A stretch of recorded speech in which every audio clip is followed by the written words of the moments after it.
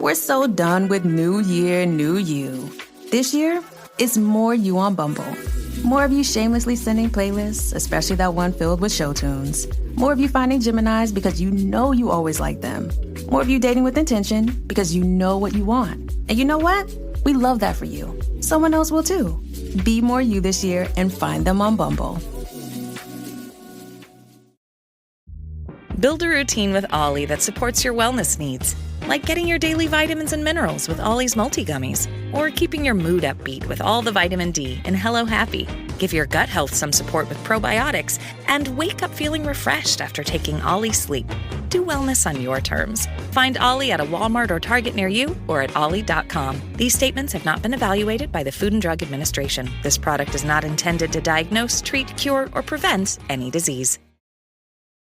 This is Optimal Relationships Daily. 4 Types of Rest Every Parent Needs by Julie Morgenstern of juliemorgenstern.com. When I ask parents about their rest and relaxation habits, they often get a guilty look on their faces. Not because they think they're taking too much time for themselves, but because somewhere in the back of their minds, a little voice reminds them that they're not taking enough.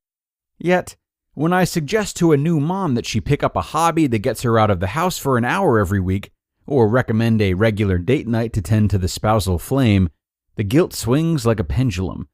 As parents, we somehow manage to convince ourselves that taking any time for ourselves somehow deprives our children of something. And even when we manage to get past that sense of guilt, when we're running on empty and know we need to pull over before we fall asleep at the wheel, we face the age-old questions. But how? When? Where will I find the time? While writing Time to Parent, I had the honor of speaking with Dr. Matthew Edlund, the rest doctor himself. His research shows that there are 4 types of active rest. That is, rest that requires you to carve out mere minutes or even seconds during the day that will leave you feeling more alert, focused, and present despite being short on shut-eye. Physical rest.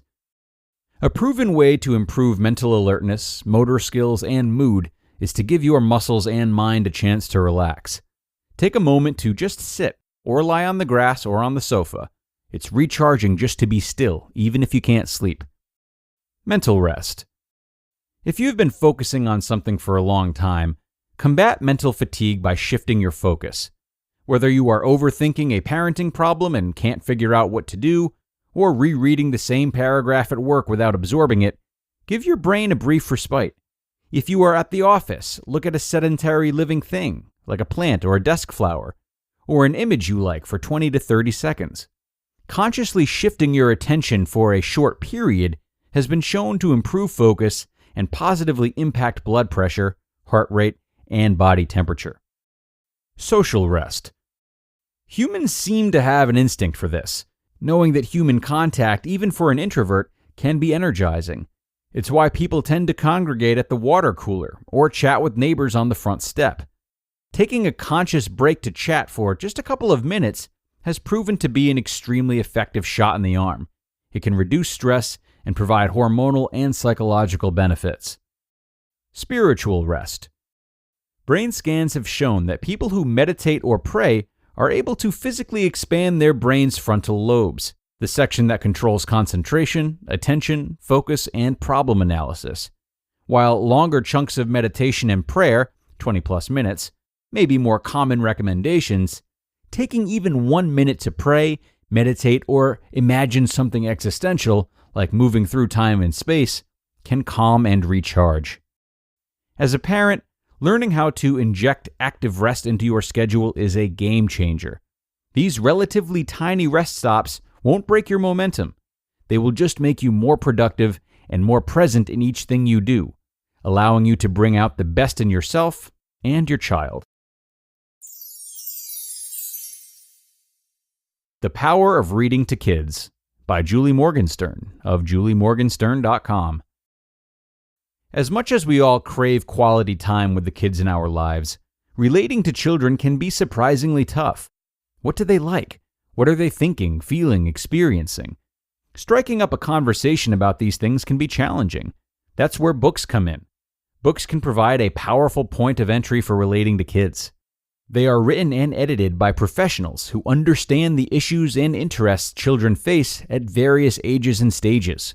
Therefore, they can be used as a way to spur conversation, explore emotions, discover hobbies and interests, learn new information, or purely for entertainment. Indeed, books can also be a great way to simply connect and have fun with your kids. According to a survey by Scholastic, 83% of kids aged 6 through 17 said they still love reading with their parents and cite it as one of the most bonding experiences of their childhood. In fact, the bond that forms between caretaker and child while sharing stories is so powerful and so vital for children's happiness and development that the American Academy of Pediatrics recommends parents read aloud to their children from infancy through young adulthood. We know that reading offers an excellent opportunity to bond with children, but how do we make it an engaging and enjoyable experience for them as well as for us? The key is to have fun with it. Make sure reading is associated with pleasure and quality time with you. Build anticipation with a dramatic introduction of the book. Read the title, author, and illustrator. Look at the cover and imagine together what the book might be about. As you read, vary your expressions and tone of voice to fit the plot. Use a different voice for each character. Pause when appropriate to create suspense. Engage your children in reading by encouraging them to finish sentences when they are young, reading certain characters as they start learning to read, reading aloud to you, you read one page, they read the next. Talk about what you are reading. Talking about what you are reading gives it power. According to the National Association for the Education of Young Children, NAEYC, as well as the opportunity to promote closeness between parent and child. Talk about the book and how it relates to the child's real-life experiences. Do you know anyone like that? Did that ever happen to you? If you're reading a book about a family, for example, talk about how what happens in the story is the same or different from what happens in your family. Stay connected when kids begin reading on their own. Many parents miss reading with their kids once they develop the ability to read on their own, but you can still use reading as a way to relate to your children long after they begin reading independently. The key is to ask open-ended questions to spur conversation. Before your child reads a book, ask, "Why did you select this book? What makes you think this book is going to be interesting? What do you think this book is going to be about? Does this book remind you of anything that you've already read or seen?" While your child is reading on their own, try asking, "Will you catch me up on the story? What happened so far? What do you think will happen next? If you were that character, what would you have done differently in that situation?" After your child has finished a book, ask questions like, "What was your favorite part of the book? Why? Who was your favorite character? Why? What was the most interesting thing you learned from the book? Why do you think the author wrote this book?" Reading to your child early and often, and continuing to foster a lifelong love of reading as they grow, is one of the best things that you can do for your child. Not only is it fantastic for your relationship, it is an excellent way to strengthen your child's cognitive development, from vocabulary to critical thinking, emotional literacy, and beyond.